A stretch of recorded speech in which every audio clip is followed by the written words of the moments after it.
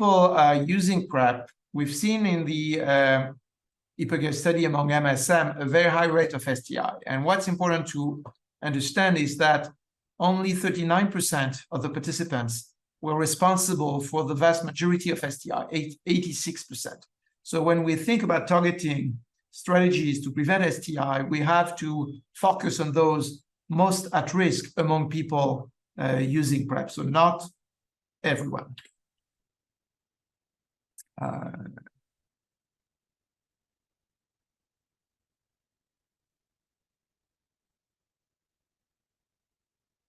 So how could we do to reduce the risk of STI in people at risk? We know we can, recommend the use of condoms, and even though people today are not very likely to use condoms, we should continue to promote their use. The test and treat strategy in people using PrEP is also interesting, although we only have modeling studies suggesting that if you test for STI more frequently, you will diagnose STI more quickly and prevent transmission. There have been also studies looking at partner identification and treatment, but again, with limited effectiveness. And although we have vaccines for viral STIs, we don't have vaccines for bacterial STIs. And that's why we've been interested in antibiotic prophylaxis to see if we could today, again, think about this strategy as a potential strategy to reduce STIs. And we started to do that in the PrEP IPERGATE study because we've seen such a high rate of STI in these MSM. And so we randomized these people who were using HIV PrEP in two arms. In one arm, people were receiving on-demand post-exposure prophylaxis with doxycycline, 200 milligram, to be taken within 24 hours, up to 72 hours after sex, or no PEP. And people were screened every 2 months for STIs. Why did we decide to use doxy? The main reason is because there is no non-resistance today to doxycycline for chlamydia or syphilis. Also because doxy has been used successfully to prevent other diseases such as Lyme disease or leptospirosis, which are also due to organisms very similar to syphilis. In addition, in France, doxycycline is not frequently used for the treatment of bacterial infection. It's mostly used for acnea or malaria prophylaxis. And also in France, Neisseria gonorrhea is already pretty highly resistant to tetracycline, so there is not much harm you could do by using more doxycycline. And so when we get the results of our study with doxy in the IPERGATE trial, we found first that the incidence of the first STI, bacterial STI, so either gonorrhea, syphilis, or chlamydia, was reduced by nearly 50% with the use of doxy-PEP versus no PEP. And when we looked at chlamydia it's alone, the reduction of incidence was even greater in the range of 70%. The same was true for syphilis, although the number of events, as you can see, were limited, only 10 syphilis in the no PEP arm and 3 in the PEP arm. But these data were quite interesting, and they need, however, confirmation. And more recently, 2 years ago, at the AIDS conference, our colleagues in the US presented data using the same dosing regimen of doxy-PEP. They tested doxy-PEP to prevent STIs, both in MSM and transgender women living with HIV or those using PrEP. And what they have seen is that when they looked at the incidence of the first STI, there was also a very strong reduction in STI incidence by roughly 65%. And when they looked at each STI individually, they found, again, a very strong reduction of syphilis and chlamydia incidence by more than 80%. But in addition, they also reported a reduction of gonorrhea by 50%, which was interesting. And finally, in the ENRS DoxyVac study, which was presented in preliminary results at CROI earlier this year. We also looked at doxypep versus SNOPEP in MSM using HIV PrEP, and we had a history of bacterial STI. And again, we found among the first 502 individuals who were randomized in the study that the incidence of syphilis and chlamydia, the two together, was reduced by more than 84%. So again, confirming the strong effectiveness of doxypep. In the US study, they also looked at resistance in gonorrhea to tetracycline in those who had breakthrough gonorrhea infection. And you could see that there was an increased tetracycline resistance in the arm of individual using doxypep, suggesting that maybe doxypep would be less protective against people who have gonorrhea strains that are already resistant to tetracycline. But the numbers are limited and we need more data. What about chlamydia? Chlamydia, so far, there is no resistance to Chlamydia trachomatis to tetracycline in humans. But in pigs, there is another strain of chlamydia, Chlamydia suis, was acquired an efflux pump, which makes this strain resistant to tetracycline. So there is in vitro transfer that can be possible between Chlamydia suis and Chlamydia trachomatis if you have co-infection. And we know that farmers who are taking care of pigs can get infected also with Chlamydia suis. So theoretically, a transfer can be possible. So we have to really be cautious and monitor that. For syphilis, there is no resistance to syphilis to either penicillin and tetracycline, although more than 6 decades of use.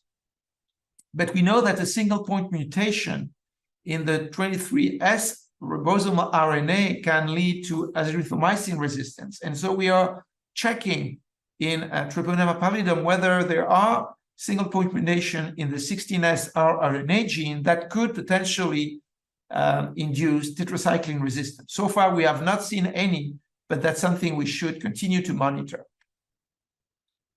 What about the impact of doxypep on the microbiome? In the US study, they looked at the colonization of Staph aureus in throat, and they show that with doxypep, you have a 14% reduction in the rate of Staph aureus colonization, which is a good thing. However, when they looked at tetracycline resistance in Staph aureus, they found an increase by 8% of tetracycline resistance. So we have to continue again to accumulate more data here. In the DoxyVac study in France, we've seen a pretty high rate of ESBL E. coli in anal swabs, showing that in these people exposed to multiple antibiotics, you have a pretty high rate of resistant bacteria in the gut. But here again, over time, there was no main difference between people using doxypep or no-pep. A study that was conducted in a US sexual health clinic looked at different doxypep prescribing scenario, because now what we need to do is to know who are the individuals who are more likely to benefit from doxypep. And if you treat everyone in this sexual health clinic, you would obviously prevent 70% of all STIs, but you would expose everyone to antibiotics, which is not probably a good thing in the long term. But if you looked at people who have, let's say, 2 STIs in the last 12 months, you would treat only 14% of the population, but you would prevent 23% of all STIs. So we have now to try to assess how best to use this strategy. So how to use doxypep? Right now, we have data, or solid data in MSM and transgender women, so we need to select those who have sex with casual partners and who are not regularly using condoms. We should probably select those who have a history of STIs, who have been tested negative for chlamydia, gonorrhea, and syphilis before starting post-exposure prophylaxis. We should avoid tetracycline in people who have a history of tetracycline allergy or who are receiving treatment who are contraindicated with tetracycline. The dosing regimen is 200 milligrams that should be taken within 24 hours after sex, and we should restrict the use of doxycycline to no more than 3 times per week. And what's more important is to monitor the use of doxypep. We should continue to test STIs in these people every 3 months to assess the safety of doxypep, because you can have cutaneous adverse events. We should perform test of cure in case of breakthrough STIs, and more importantly, we should monitor antimicrobial resistance in case of breakthrough infection. What about the guidelines today? The IS USA guidelines last year on 2022 said that on a case-by-case basis, you could probably use doxypep in MSM and transgender women who have a history of STIs. The European guidelines last October said also that on a case-by-case basis, it could be possible to use doxypep. And even more recently, the US CDC has issued guidelines that recommend consideration for doxypep for MSM and transgender women with at least one bacterial STI in the last 12 months. So what are the key recommendations we could provide today? We should be cautious in doxypep implementation because the data we have, although consistent in MSM and transgender women, have not been reproduced in women and have been generated only in North European countries, in the US and France. And we need more data in other parts of the world, and we hope to be able to start a study next year in Latin America and Africa and Southeast Asia. We also need to identify the population who will benefit the most from this strategy and clearly monitor antimicrobial resistance and the impact of this strategy on the microbiome. And having a study to assess doxypep in Latin America will also help to provide more data on antimicrobial resistance in these bacteria, syphilis, chlamydia, and gonorrhea. And this is a call for continuing research on STI prevention and to involve all the stakeholders, the infectious disease specialists, STI specialists, microbiologists, public health experts, and also, more importantly, the community in the discussion for the future. And with that, I thank you for your attention, and I'm sorry for all the technical issues we faced in this talk. Thank you.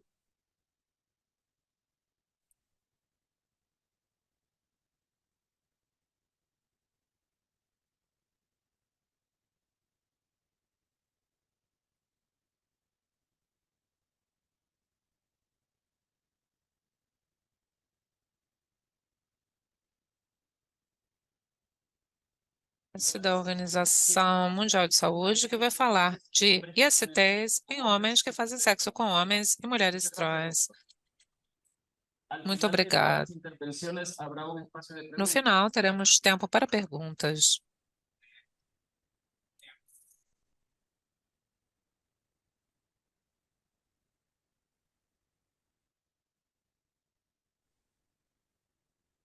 Ok. Vocês conseguem me ver e escutar?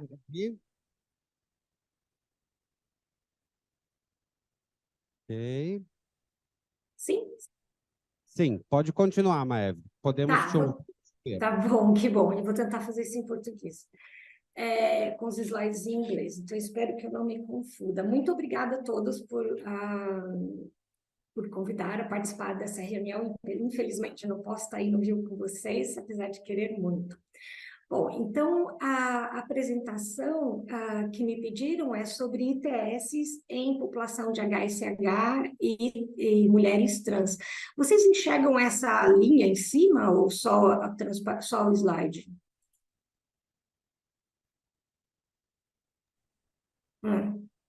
Enxergamos só o slide. Ai, que bom, que eu tenho uma linha na minha frente.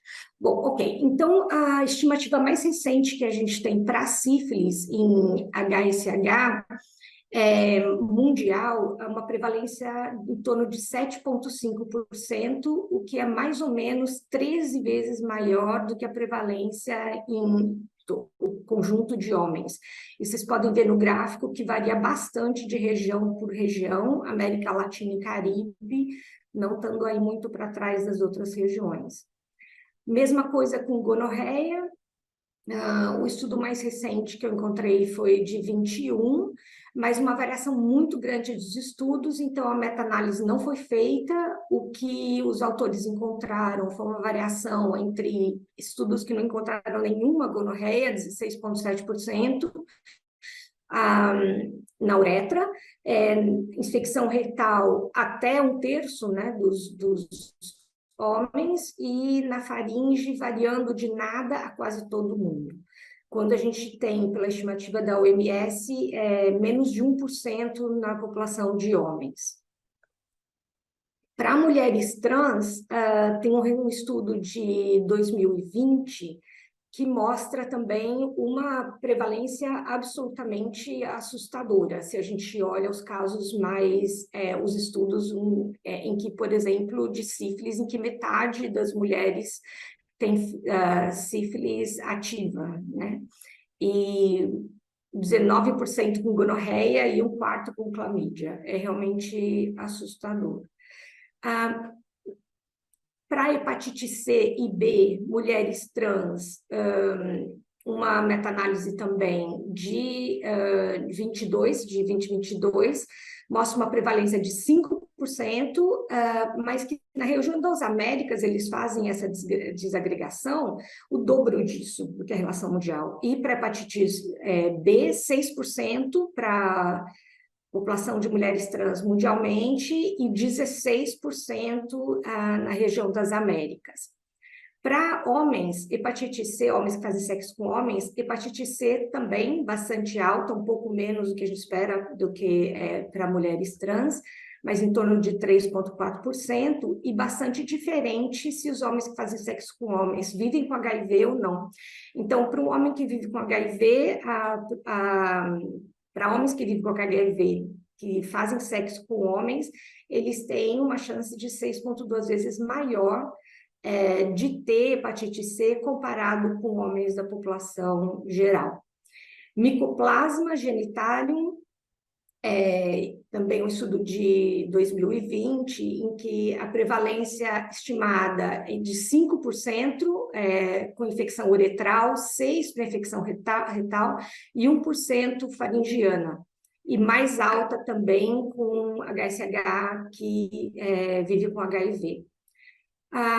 Com Mpox, eu acho que todo mundo tem visto os surtos, e a estimativa não, na verdade são dados, casos reportados da OMS, quase 100% dos casos são em HSH, com pequenas variações dos 100 mil casos reportados até hoje mundialmente.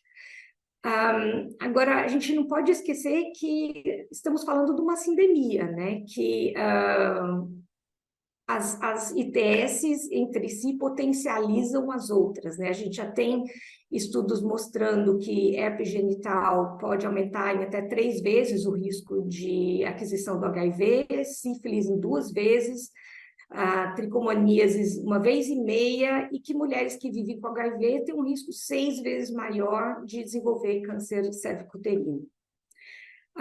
Pensando, então, na questão da sindemia, e a gente já viu alguns exemplos anteriores, esses são dados recentes dos Estados Unidos, recentes porque eles publicam agora, dados de 2 anos atrás, então a gente acabou de receber isso.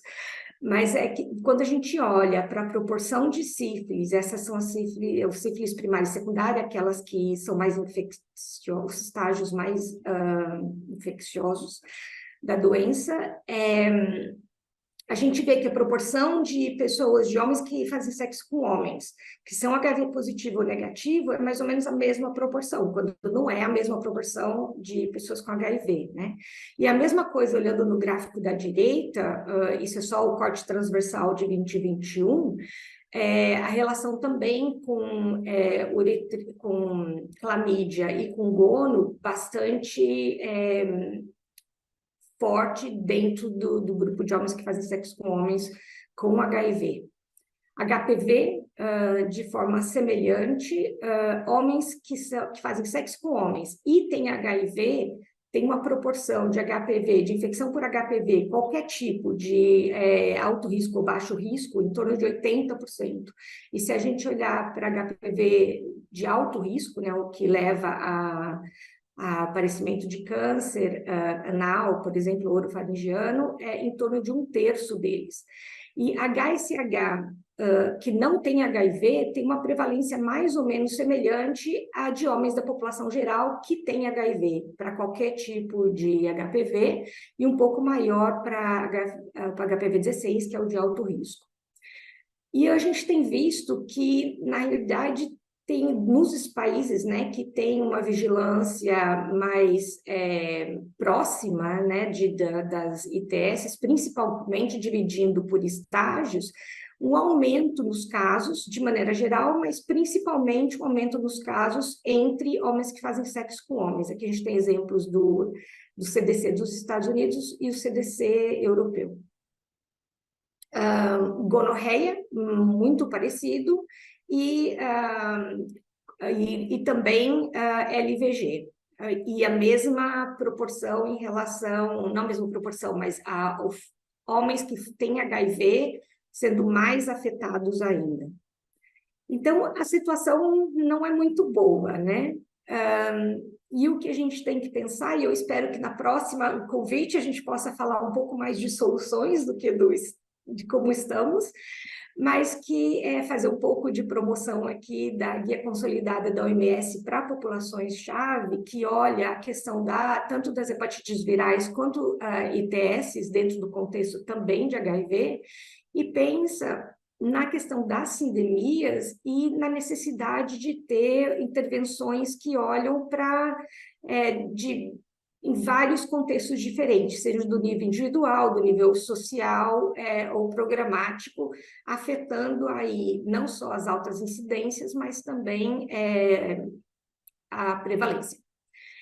E agora, na boa notícia, a gente está esperando vários estudos randomizados para ver o efeito de uma vacina específica para meningocócico tipo B, que tem o potencial de reduzir gonorreia. E pelos modelos matemáticos, o que a gente tem visto é que mesmo no caso de uma vacina que não seja a efetividade seja baixa, ela tem um potencial muito grande de ter um impacto da epidemia. Então, um dos estudos que a gente está aguardando agora é exatamente do Dr. Molina, da reanálise desses dados, que a gente espera que saia logo, mas existem também outros 3 estudos aleatorizados, né, que vão sair os resultados entre o próximo ano e o outro. Então, essa é uma perspectiva bastante promissora, se funcionar. Os estudos ecológicos observacionais indicam, né, essa associação, e que a boa notícia é que muitos países já têm essas vacinas registradas, né, usando para meningococo. Então, vamos aí acender velas para que isso funcione. E a outra boa notícia que acabamos de escutar é da possibilidade do uso da doxiciclina, né, como PEP para ITS. Então, com isso, eu só vou concluir dizendo que, da mesma forma como HIV, na população de homens que fazem sexo com homens e mulheres trans, elas são extremamente desproporcionalmente afetadas, né, pelas ITSs, que a gente tem evidência de aumento da incidência em alguns países para HSH, para a população trans, esse dado não me fica claro na literatura, e que a gente tem que pensar nisso como uma sindemia não só dos fatores biológicos, mas também programáticos e ambientais, né, de contexto, que levam a esse tipo de cenário.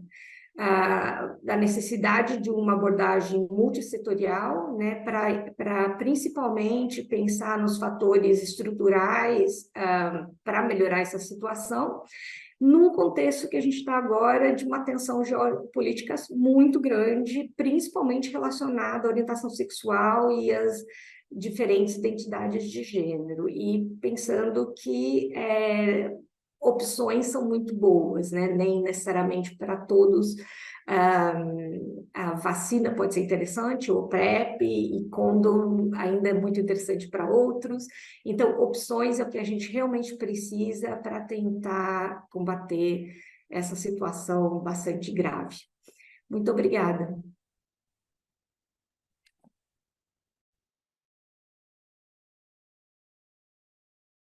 Muchas gracias, doctora Brito. Agradecemos, doutora Brito, por essa informação tão importante. Doutores Molina e Brito, permaneçam na linha, porque teremos um tempo para perguntas e respostas. Por fim, porém não menos importante, pediremos que apresente também a doutora Mayara Seco, que é doutora em doenças infecciosas e vem representar o INE Fiocruz. Doutora?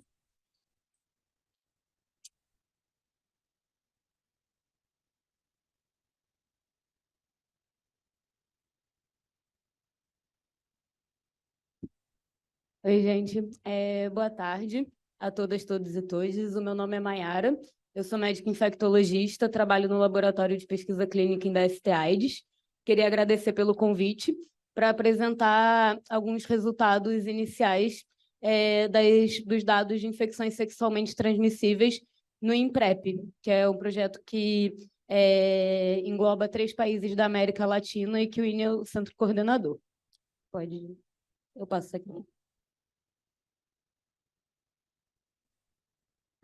Então, em relação à introdução, eu acho que as outras falas já ajudaram a gente a caminhar nesse início de tema, mas a gente vem de um contexto em que existe uma elevada carga global de infecções sexualmente transmissíveis, sobretudo nas regiões das Américas, com uma prevalência estimada de ST em adultos maior na região e com um aumento na última década relacionado... Não está passando... Para lá? Para onde, Marcos? Foi.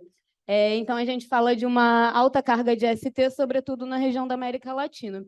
Esse mapa, ele mostra as incidências de infecções sexualmente transmissíveis na última década, entre 2009 e 2019, e a gente vê que enquanto essa carga ela está reduzindo nos países do norte, quando a gente olha para a América Latina, o Brasil com um papel importante nesse sentido, alguns países da região do continente africano também, a gente vê que nesses países a incidência de infecções sexualmente transmissíveis vem aumentando. Quando a gente pensa isso, a gente fala também de um contexto em que a gente tem um aumento de testagem e de rastreio de infecções sexualmente transmissíveis e num contexto de expansão de programas de PrEP, de profilaxia pré-exposição para o HIV. E aí a gente vê que alguns estudos apontam para uma alta prevalência de ST entre usuários de PrEP. E que muitas das vezes eram pessoas que não estavam vinculadas a nenhum serviço de saúde e que, quando elas se incorporam numa rotina de cuidados e continuam e começam a ser testadas, às vezes o diagnóstico vem aí. Não quer dizer que isso é algo novo, pode ser algo que chegou no sistema de saúde agora também. Então, que nem eu tinha falado, um contexto aí de expansão de serviços de PrEP nas Américas também. E quando a gente observa o objetivo desse trabalho, dessa análise que a gente está trazendo, foi explorar os fatores associados ao diagnóstico das infecções sexualmente transmissíveis, as ISTs, entre os participantes do INPREP. O INPREP ele foi um estudo de demonstração aberto, multicêntrico e prospectivo, para avaliar a utilização, aceitação e a factibilidade do uso da PrEP oral diária com tenofovir e entricitabina entre homens que fazem sexo com homens, travestis e mulheres trans em 3 países da América Latina, no Brasil, no México e no Peru. Foi um projeto com o apoio da UNITAID, da Organização Mundial de Saúde e da OPAS também, e que incluiu 9.509 participantes entre fevereiro de 2018 e dezembro de 2020, que foram seguidos até junho de 2021. A gente teve mais participantes no Brasil, mas também teve um número grande de participantes nos outros países, no México, que foram o México e o Peru. Foram incluídos no estudo homens que fazem sexo com homens, travestis e mulheres trans com idade superior a 18 anos, que tinham um exame negativo para HIV na inclusão, e que tivessem relatado pelo menos um fator de exposição nos últimos 6 meses. Mas para essa análise das infecções sexualmente transmissíveis, como a gente fez uma análise de incidência, nós consideramos apenas os indivíduos que foram testados para alguma IST ao longo do estudo. No INPREP, os participantes faziam uma visita de inclusão, tinham um retorno após 30 dias, mas nesse retorno não era coletado nenhum exame de infecção sexualmente transmissível, e a partir disso tinham retornos trimestrais até um máximo de 10 visitas quando faziam uma visita final. Em relação à frequência da testagem para as ISTs no INPREP, a sífilis era testada na inclusão em todas as visitas trimestrais, enquanto o swab retal de clamídia e gonorreia, ele era testado na inclusão e depois de forma anual. Em relação aos desfechos, a gente considera 2 desfechos para essa análise. O primeiro é o desfecho de IST incidente, que a gente definiu como o diagnóstico da primeira IST bacteriana, sífilis, clamídia e ou gonorreia no retal após a inclusão no INPREP. E o segundo desfecho nós consideramos a IST recorrente. E aí a gente considerou o diagnóstico de IST bacteriana adicional após a primeira IST incidente. Nós fizemos uma análise descritiva das características sociodemográficas, epidemiológicas e comportamentais dos participantes do estudo e utilizamos o modelo de Cox para avaliar os fatores associados ao diagnóstico dos desfechos escolhidos durante o segmento do INPREP.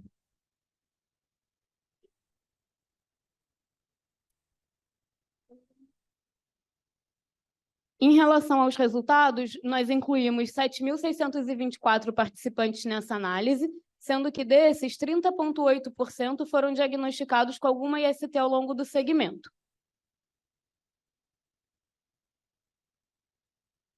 Em relação às características comportamentais dos participantes diagnosticados com infecções sexualmente transmissíveis, nessa tabela a gente faz uma comparação do que foi relatado pelo participante no momento da visita de inclusão e na visita em que houve o diagnóstico da primeira IST, isso considerando um tempo de 3 meses anterior à visita.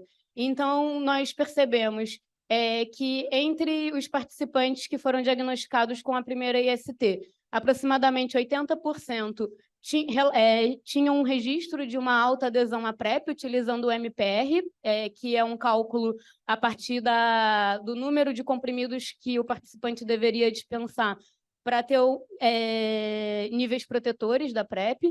E em relação ao número de parcerias sexuais, sexo anal receptivo sem uso de preservativo, uso de drogas estimulantes, uso de poppers e uso excessivo de álcool, nós observamos que entre a visita de inclusão e a visita em que a primeira IST foi diagnosticada, não tiveram mudanças significativas relacionadas que sugerissem uma mudança no comportamento desses participantes depois que foram incluídos no estudo e que começaram o uso de PrEP.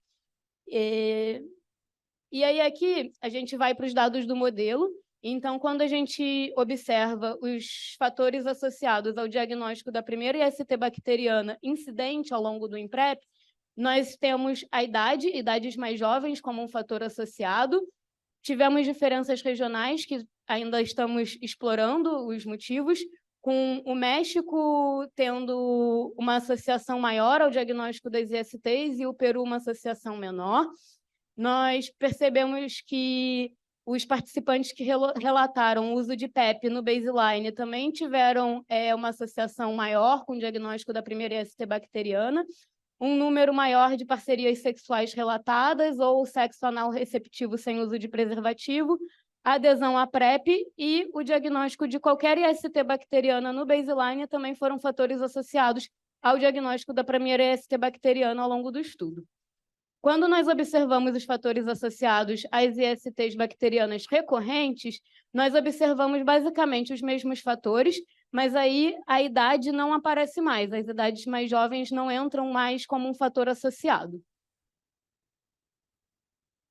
E baseado nesses estudos, nesses dados que nós ainda estamos explorando e debatendo, é um desafio trazer dados incidentes sobre infecções sexualmente transmissíveis na nossa região.